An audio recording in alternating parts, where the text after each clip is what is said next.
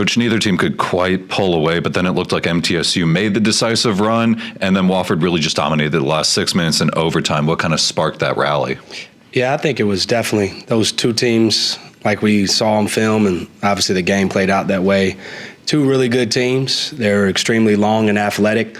When they made, obviously, their run, I think the biggest thing we stressed in our timeouts and huddles, the guys did a great job of just staying with it, trusting the game plan. And, one thing we said going into the game was this was going to be a 40-minute game, and obviously ended up being 45 minutes. But the biggest thing was our guys stay with it, keep trusting the process, make winning plays when they're there. And I think that last 6 minutes just reaffirmed what our team's capable of if we trust the process.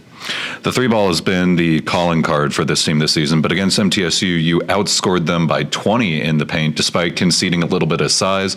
Is that toughness? Is that scouting? Maybe a little bit of both? I think it's a combination of toughness and scouting. And I think that speaks to our defense and our offense. Obviously, we do a really good job of shooting the ball well.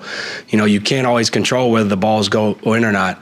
And so our guys did a great job of, obviously, when it was time to step up and make big threes. We did that. Corey Tripp did that. Dylan Bailey did that. Obviously, Jeremy Lorenz did a great job of that, especially in overtime. But I think credit to our guys for taking away, where they wanted to get to, which was the paint.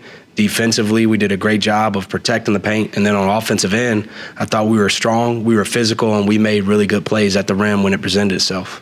You mentioned Dylan Bailey. In second halves of the season, it seems like he just flips a switch and he's a totally different player. What about him changes? Yeah, I think guys like Dylan, he's super competitive. And I think anytime the game's on the line, which obviously in the second half, you're getting towards the end of the game, that's when he plays his best. He's obviously super aggressive of being able to get to the line, being able to finish at the basket like he had in this game. And obviously, on the other end, his fire and his competitiveness really helps on the defensive end as well.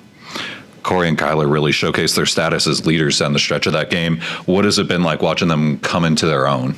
Yeah, I think this game is easy to look at the box score and see Corey and Kyler both had double-doubles. But I think that only just speaks just to a little bit of the impact they've had, not just in the game, with making winning plays on the glass, finishing at the basket, their playmaking ability. I think the leadership of those two guys have really helped our team. And again, trusting the process of sticking with it. And I think it shows itself not just on the offense and defensive end, but in our huddles, in the locker room every day in practice. How much of this win helps the team put Canada behind them and really just reaffirms what they're capable of doing? Yeah, I think for this team, the biggest thing is just trying to get incrementally better every day, right? Whether we win or lose, there's definitely elements of each side of the ball where we got to continue to get better offensively with execution. We have to continue to get better at being more sound defensively. And one thing our team has really done, whether we win or lose a game, we have to continue to try to get better and stay edgy.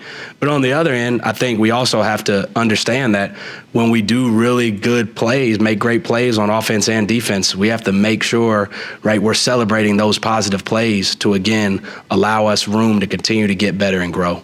Thank you, Coach.